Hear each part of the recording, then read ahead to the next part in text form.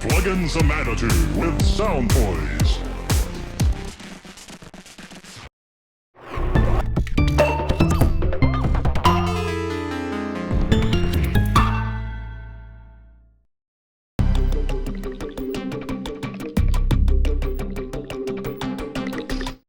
Okay, so we're here at the Body Synth booth with Xavi. Yeah. Hey, man. Hi, how are you doing? I'm good, man. This is your first time at Superbooth, right? It's my first time. It's a new company, and this is my first instrument. We are presenting it at Superbooth, and it's a percussion synthesizer with a randomness generator and lots of distortion and basically like all kind of like noise, madness, percussion, rhythm, bass lines. It's called all the in between all these things. And should be out next month. I can do a demo for you. Absolutely, yeah. Let's go. Oh, what's the name of the product as well? Yeah, it's called the Metal Fetishist. Great name. Which people seem to like the name, which Absolutely. I'm glad, because I was like, is this too much? But I think it's never too much when you're doing a machine like this. Exactly, yeah. Let's hear what it sounds like.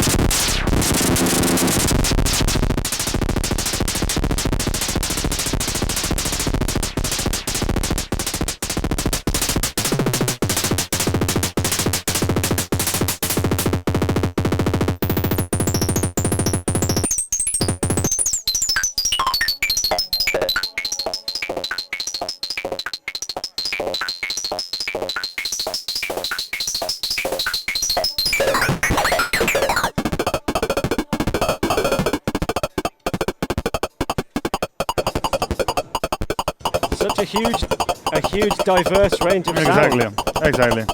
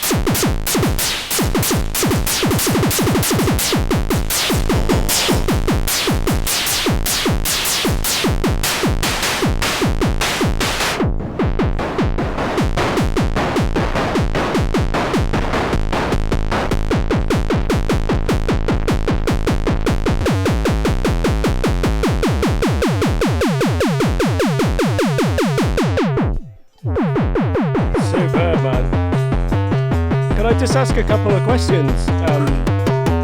What inspired this? Well, I've been messing around prototyping things for a few years, and at some point I had like a should I stop it? Yeah, maybe. Yeah. So at one time I had like a very early prototype version of this. That was almost 2 years ago, and I mean initially I guess could be kind of obvious. You have like 3 envelopes: one for the pitch, one for the cutoff, and one for the volume. That's like a basic architecture idea from the DFAM, but it obviously it works differently, it sounds differently. It's not intended to do that, but that was like my starting point. No, we're like, oh, the multiple decay only envelopes fixed into specific parameters to do percussion.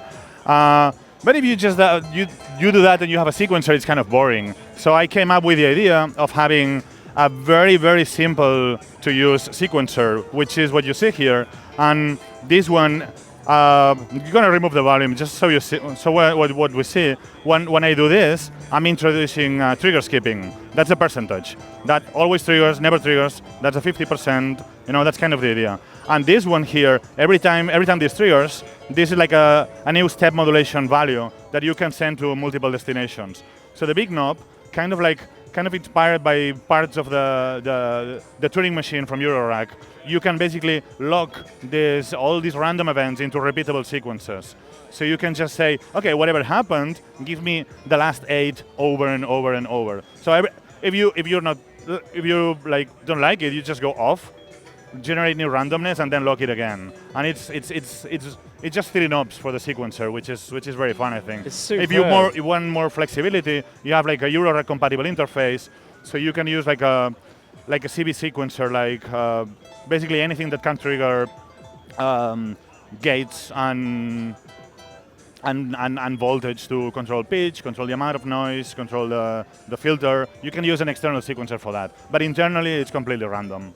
Great. And the distortion section here, the one below, called corrosion, that is an overdrive distortion. It's all digital, by the way. The whole instrument is digital. And the one called rust is exactly the same thing, but it adds down sampling. So the more to the right you go, the more you're crashing the sound into practically just digital nonsense. Fragments. Yes, fragments of something. Great. Can we have a short demo? Yes. Some really disgusting stuff from it to finish. That would be great. Yeah, of course. Thank you very much.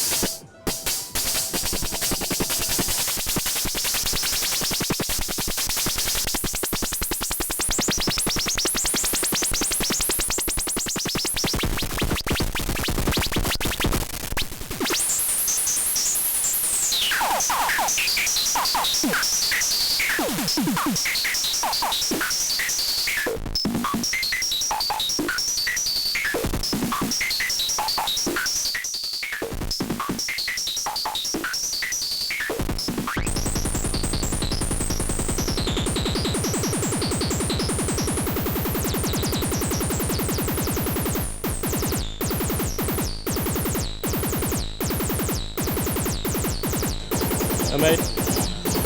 Thank you so much, Xavi. That was absolutely amazing. Thanks for checking it out. Cheers. Yeah. Oh, when's it available? When can it should be available next month. Production will start immediately after Superbooth.